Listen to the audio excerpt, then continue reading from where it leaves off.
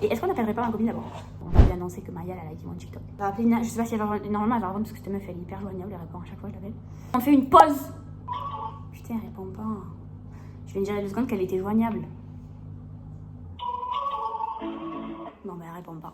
Petite interruption dans la vidéo. Non, c'est pas une collaboration commerciale. Non, parce qu'à chaque fois, les gens disent ça, c'est une collaboration commerciale.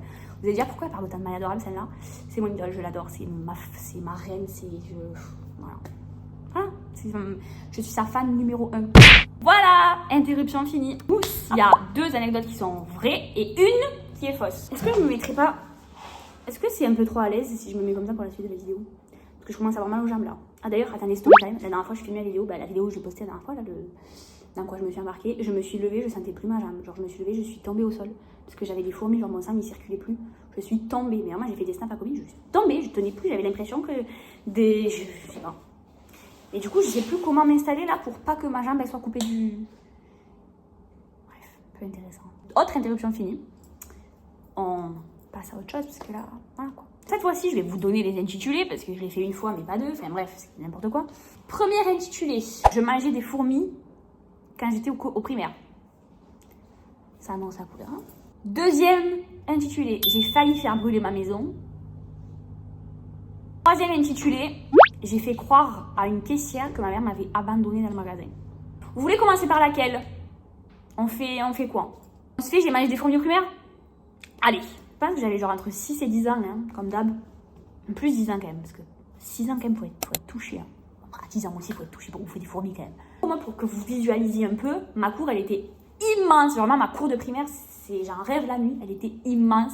Et une grosse partie, genre en béton. En gros, pour des images. Et genre un carré comme ça, genre un gros rectangle en béton. Et tout autour de ce rectangle, il y avait de la terre. Donc, il y avait des longs couloirs de terre. Et à la fin du couloir de terre, il y avait un gros terrain genre de foot. En gros, dans la cour, il y a plein de platanes. Quand je vous dis plein, c'est il y en a un tous les 10 mètres. Donc, il y a vraiment, je pense, 20 platanes dans la cour. Et au printemps, qu'est-ce qui se balade sur les platanes? Bah, les fourmis. Bah oui. Moi, hyper intelligente que je suis, hyper futée que je suis, au primaire. Je vois les fourmis qui se baladent sur les platanes. Et je sais pas, peut-être, je pense, je voulais faire l'intéressante auprès des autres. En vrai, je pense, je voulais faire la meuf. Je voulais trop faire la meuf nature, la clean girl et tout. Je sais pas, je me suis dit, j'allais bouffer les fourmis. C'est minuscule, les fourmis. Ça se sent pas. C'est-à-dire, j'en mangeais une, mais j'en ai 2, 3, 4, 5. Je me tapais par dizaines. Et genre, tous les jours, je pense que pendant genre 2-3 mois, je me mangeais des fourmis de temps en temps dans la semaine. Genre, petite récré, des fois, je mangeais des fourmis. Je sais pas pour qui je me suis prise. Genre, c'était des fourmis. Pendant beaucoup de temps, hein, je pense que ça a duré genre vraiment 1 an entier. Genre toute une année. Genre peut-être tout le CP ou tout le CE1, un truc comme ça. Qui fait ça? Première anecdote, elle est pas très longue, elle est pas très détaillée, mais enfin, je vous dis quoi, par je vous fais des fourmis, franchement, j'ai pas grand chose à vous raconter. Hein. Je me souviens, j'avais induit des copines à moi dans mon truc, dans ma connerie. Je me disais, goûtez, vous allez voir, c'est trop bon. Vous avez goûté, elle m'a dit, mais frère, tais-toi, n'importe quoi. Du coup, la deuxième histoire, c'était, j'ai failli faire brûler ma maison. Alors ça, le pire, c'est que ça date d'il y a pas si longtemps que ça. Ça, je peux pas dire, ouais, c'était quand j'avais 10 ans, c'était quand j'avais 8 ans. Non, ça, c'était genre l'année dernière. Vous expliquer? J'étais toute seule chez moi. Heureusement, Dieu soit loué, mes parents, ils étaient juste en repas chez les voisins. Et je me dis, bah, je vais me faire... C'était pas une pizza, c'était des bruschetta, oui, c'est le gros pain italien. Genre dessus, tu mets un peu ce que tu veux, ça fait un peu une pizza, mais en revisité. Vous voyez ou pas? C'est ça. Voilà, vous avez l'image, vous voyez. Je suis un peu une pro du montage. Je dis ça, mais je me rajoute du travail. C'est pas grave. Et moi, je suis le genre de meuf qui est pas du tout patiente. Enfin, moi, par exemple, quand je fais genre des frites, quand je fais griller du pain, genre en tartine, je suis le genre de meuf à le mettre au dernier étage, collé au truc pour que ça chauffe vite.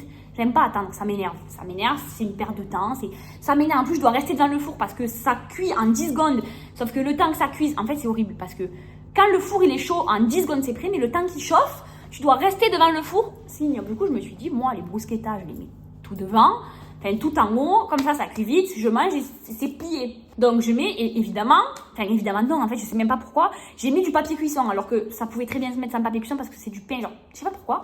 Sauf que, je sais pas, le papier cuisson, j'avais mis, encore impatiente, j'avais dû prendre, arracher à l'arrache, comme ça, à la va-vite.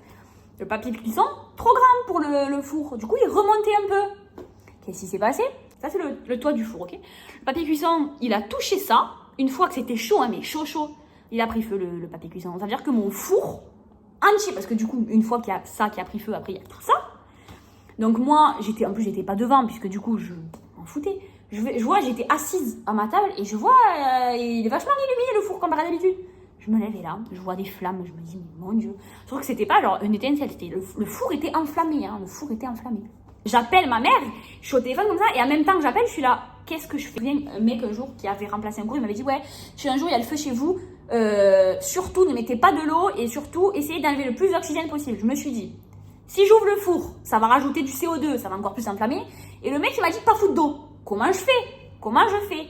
Du coup, j'ai juste attendu genre 2-3 minutes que le feu, ça se transforme en petite flamme, vous voyez. Et après, j'ai pris un coton, pas du tout, un torchon, un gros torchon que j'ai humidifié, genre je l'ai mouillé et après je l'ai bien essoré. Et j'ai ouvert mon four et j'ai foutu des claques comme ça dans mon four. Ça a marché, le feu était éteint, mais le four était enflammé. J'avoue, j'ai un peu fait une hyperbole sur j'ai failli faire brûler ma maison. Mais en vrai, non. En vrai, imaginez, j'écoutais pas en cours et j'aurais ouvert le four comme une débile. Il y aurait eu tout le CO2, supplément j'aurais rajouté de l'eau, le feu il se serait propagé partout. Donc au final j'ai eu les bons réflexes. Si on peut tirer une morale de cette histoire, déjà de 1, soyez patient, parce que, voilà, soyez patient, dans la vie c'est très important, que ce soit pour la nourriture ou pour tout, il faut être patient, voilà. Tout vient à point à qui sait attendre, finalement. Mettez pas du papier cuisson au dernier étage, je veux dire, je sais pas, mais peut-être c'est moi qui suis teubée, mais... Bref, ne faites pas ça, je vous en supplie, c'est hyper dangereux. Heureusement, c'était l'année dernière, donc j'avais genre 15 ans. Donc à 15 ans, t'es un peu dérouillard quand même, tu sais un peu comment gérer. Mais imaginez j'avais eu 10 ans. J'aurais eu 10 ans, comment on fait? Voilà, on fait pas. Voilà. Est-ce que cette histoire était vraie? Est-ce que cette histoire était fausse? Verdict en fin de vidéo, et c'est très bientôt puisqu'il ne reste plus qu'une histoire. Dernière histoire, et pas les moindres. J'ai croire à une caissière que ma mère m'avait abandonnée dans le magasin. J'ai remarqué que je suis un peu une mytho, hein. J'ai fait croire beaucoup de choses quand j'étais petite. Je suis plus autant une mytho, mais j'étais vraiment une petite mytho. Faut voir que moi, quand j'étais petite, ma mère, elle allait tout le temps au Leclerc. Elle va chez Leclerc quand elle fait faire les courses, ok? J'étais pas assez grande pour rester à la maison, du coup, elle m'a amenée avec moi. Déjà, aller aux courses, c'est un truc que je déteste. En plus, ma mère, elle prend 6h30 quand elle fait les courses. J'avais pas envie d'être là, que ce soit clair. En plus de ça, j'étais trop grande pour être dans le caddie, du coup, je devais marcher.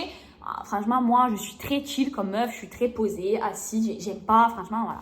Déjà, c'était une corvée d'être là, déjà. Et à un moment donné, ma mère, je sais pas qu'est-ce qu'elle fait. Elle me dit, va chercher ci ou va chercher ça, je sais pas quoi. Je trouve une caissière, mais je sais pas, elle était chef de rayon, mélangée à je sais pas trop quoi, je sais pas. Je sais pas, je sais pas ce qu'elle faisait. Peut-être qu'il faut que je me renseigne sur le métier de Leclerc. En plus, j'étais hyper frustrée parce que je trouvais pas le truc que ma mère, elle me demandait de trouver. Je trouvais pas le rayon. Du coup, j'étais énervée, les nerfs, ils commençaient à me monter. Les gens, ce jour-là, je me souviens que ça m'a marqué. Ce jour-là, les gens dans les rayons, ils étaient tous collés, j'arrivais pas à passer, ils voulaient pas passer. En plus, moi, je suis quelqu'un de très impulsif, je m'énerve très rapidement. Du coup, j'ai pété un câble. Vraiment, j'étais frustrée, je me suis mise à pleurer, mais je pleurais de nerfs. Je vois une caissière au loin. Je vois qu'elle me voit, elle voit que je la vois. Vous voyez, un peu ce contact, no contact. Tu vois? Elle vient me voir et tout, mais elle me dit, mais qu'est-ce qui se passe, ma puce et tout, parce que j'étais petite, hein, j'avais genre 10 ans. C'est pas petit, 10 ans. Bon, bref, mais j'étais petite quand même. Pourquoi tu pleures et tout? Je dis, ils sont où les œufs et tout? Bon, je sais plus si c'était des œufs, mais ils sont où les sinana? Elle me dit, ah, mais je vais t'aider et tout. Elle me dit, mais t'es toute seule? Et là, je sais pas qu'est-ce qui m'a pris. Je dis oui, ma mère, elle est partie. Elle m'a dit que j'avais pas été sage et que elle est partie du magasin. Elle m'a dit mais non, mais c'était. Elle m'a dit quoi? Elle m'a dit non, mais c'était un coup de pression et tout. Je dis ah non, non, et tout, c'est vraiment vrai, je l'ai vraiment vu partir. J'ai vu la voiture à travers les fenêtres et tout. Il n'y avait pas de fenêtre. Je me suis prise. Du coup, elle m'a amenée à l'accueil, elle a appelé au micro le nom de ma mère. La mère qui entend ça, elle se dit qu'est-ce qu'elle a foutu encore? Mais qu'est-ce qu'elle a foutu? Ma mère qui arrive à l'accueil et la dame qui explique. Et ma mère qui me regarde en mode mais c'est une blague. Genre. Ma gauche, j'étais juste envoyée chercher 3 œufs. J'étais petite, mais pas trop, parce que j'étais quand même assez débrouillarde pour aller chercher dans le magasin, vous voyez. Juste, je sais pas, j'étais un peu une drama queen. Je voulais un peu toute l'attention sur moi. Elle m'a dit, mais pourquoi tu fais croire ça et tout, t'es malade et tout. Il y a des gens qui sont vraiment abandonnés et tout. Je m'étais fait tuer. Vraiment, je m'étais fait engueuler. En même temps, c'est normal, qui fait croire ça à 10 ans. J'avais un peu le syndrome du personnage principal, j'étais un peu une mytho. J'étais un peu red flag quand j'étais petite. Mythomane sur les bords. Syndrome du personnage principal, veut toute l'attention, fait brûler le four. Enfin, à un moment donné, c'est n'importe quoi. Bon, on arrive dans la partie finale de la vidéo. Le reveal. Oh my god, le reveal. Et je vais vous dire laquelle était vraie, laquelle était fausse. Que peut-être vous détaillez un petit peu et tout. Je vais vous redire les procédés. Donc les procédés, vous voyez, ça c'est le bac de français qui me matrixe. Les intitulés. Le round 1, c'était j'ai vomi au Mexique dans un parc d'attraction. Une de mes meilleures amies m'a cassé le doigt. J'ai fait croire pendant 2 ans que ma cousine était une star. Sur ces 3 histoires, il y en a une qui est fausse. Attention. Attention, laquelle était fausse, laquelle était vraie, le suspense est à son comble. J'ai pas fait croire que ma cousine c'était une star, c'est pas vrai. C'était une fake news. J'ai jamais fait croire qu'elle avait été au Portugal. J'ai jamais fait croire ça à qui que ce soit. Personne ne m'aurait cru, hein, que ce soit clair. Mais par contre, j'ai vraiment vomi au Mexique dans un parc d'attraction, ça m'est vraiment arrivé.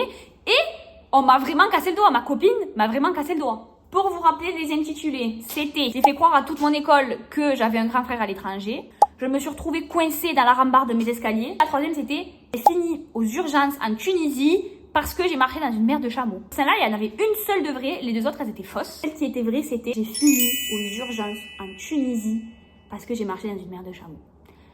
Oui. Par contre, j'ai pas fait croire à mon école que j'avais un frère. Et je me suis pas retrouvée coincée dans la rambarde d'escalier. Le truc de la rambarde, c'était un peu obvious en vrai. Je pense que personne m'a cru. Du coup, ouais, j'ai fini aux urgences en Tunisie. À cause d'une merde de chameau. Premier degré. C'est... Je sais même pas quoi en penser de cette histoire. C'était le reveal du round 2. Je suis vraiment désolée, le reveal est très rapide. Parce qu'en fait, je sais pas trop quoi vous raconter. Enfin, à part vous dire si c'est vrai ou faux. Dernier reveal, le round 3. Je vous rappelle les intitulés, même si elles sont un peu récentes parce que je viens de le faire. Je mangeais des fourmis quand j'étais au primaire. J'ai failli faire brûler ma maison. Et j'ai fait croire à une caissière que ma mère m'avait abandonnée. Sur ces 3 histoires, il y en avait 2 qui étaient vraies et une qui était fausse. Moi, je pense que si j'avais été à votre place, j'aurais cru que les fourmis c'était faux et que les autres c'était vrai. L'anecdote qui était fausse, c'était j'ai fait croire à une caissière que ma mère m'avait abandonnée. Et oui, ça ne m'est jamais arrivé. Par contre, je mangeais vraiment des fourmis. Ça, c'est vraiment vrai. Vraiment vrai. Et j'ai vraiment failli faire brûler ma maison. Il y a vraiment eu le truc du four. Je crois que j'ai snappé d'ailleurs. J'ai failli faire brûler ma maison. Je n'en suis pas fière. Faites attention, hein, les enfants. Les enfants, pour qui je me prends? Faites attention quand vous faites cuire des trucs et tout. Franchement, faites gaffe. Ok, bon, ben c'est la fin de cette très longue vidéo. Très longue vidéo, je sais pas. Mais en tout cas, moi, j'ai mis très longtemps à la filmer. Je crois que j'ai mis plus d'1 heure à la filmer. Bon, après, j'ai eu des bugs et tout parce que voilà. J'espère que ça vous a plu, j'espère que vous me connaissez un petit peu plus grâce à cette vidéo. Je pense qu'il y aura une partie 2 et la partie 2 elle sera avec un guest. Je sais pas encore qui, je sais pas encore quand, je sais pas encore comment. Parce que j'ai encore plein d'histoires un peu rocambolesques comme ça à raconter. Sur ce, je vous fais des bisous, j'espère que vous avez aimé la vidéo. N'hésitez pas à me le dire, n'hésitez pas à liker, à vous abonner. Moi ça me ferait très plaisir. N'hésitez pas à aller voir le TikTok que Maya Adorable a liké, je vous en supplie. Si elle l'a liké, ça veut dire qu'il mérite d'être vu par toute la planète. Voilà. Je vous fais des bisous. Merci d'avoir regardé jusque là. Et voilà. Je vous fais la bise. Parce que je vous ai fait la bise au début, je vous fais la bise à la fin, non? Bisous, à la semaine prochaine. Je mangeais des fourmis quand même. Hein. J'étais un peu bizarre, je crois.